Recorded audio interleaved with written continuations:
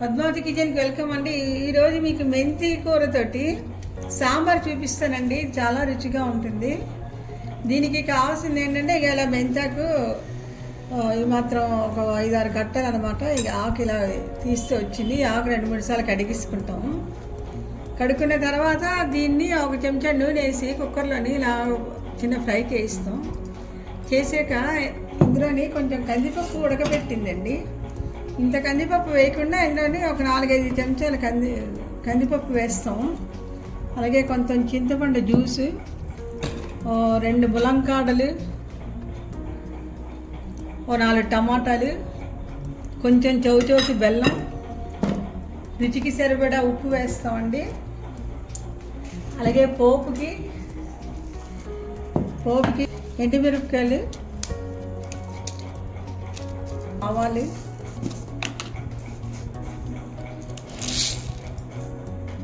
కొంచెం జీరా, కొంచెం ఇంగు కూడా వేస్తామండి.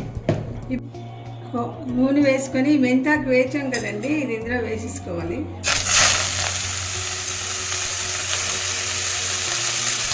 ఒక చెంచా ఆయిలే వేసాను.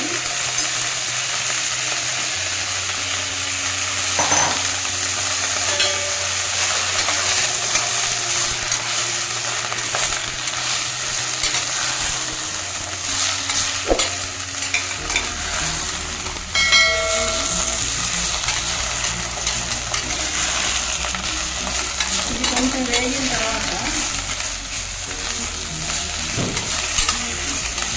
ఇక్కడ అంతా కొంచెం అయిపోయింది.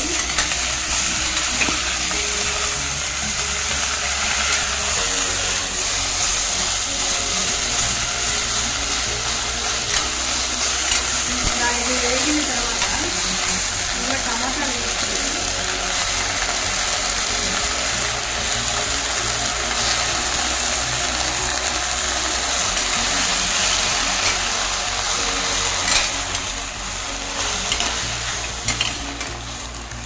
టమాటాలు తర్వాత ములంకాడలు 2 అండి. ఇవి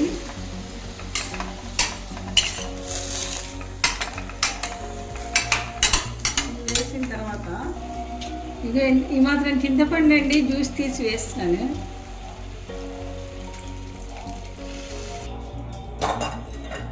అలాగే రుచికి సరిపడా ఉప్పు అండి. ఇంకా చూడండి 2 చెంచాలు వేసాను. వేసిన తర్వాత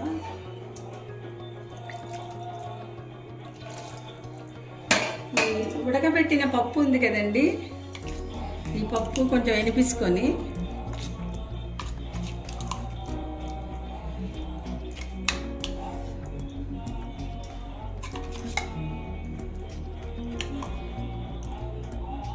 ఇలా 2.5 గరిటెలు పప్పు వేసానండి.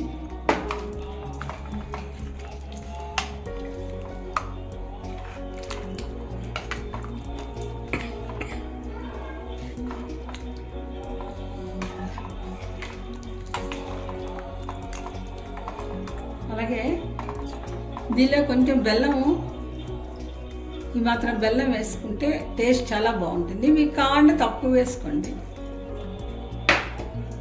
అది కొంచెం నీళ్ళు వేసి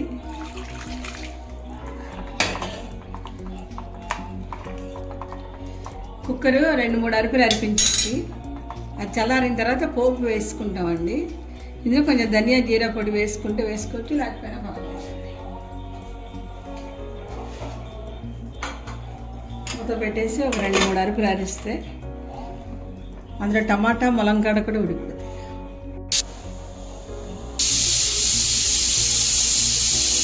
పోపులో కొంచెం ఆవాలు, జీరా, 2 ఎండుమిరపకాయలు, కరివేపాకు, కొంచెం ఇంగువ వేసానండి. పోపు వేగాక ఇటు పక్క ఇక చూడండి, ఇది రెడీ అయిపోయింది. చూడండి ఎంత బాగుంది, చాలా మంచిది ఒంటికి కూడా. ఇంకోటండి, గుమ్మగుమ్మలాడుతూ మంచిగా సాంబార్ రెడీ అయ్యి ఇది చాలా చాలా రుచిగా ఉంటుంది. మీరు కూడా ట్రై చేసి తప్పకుండా కామెంట్ పెడతారనుకుంటున్నానండి. హరే కృష్ణ.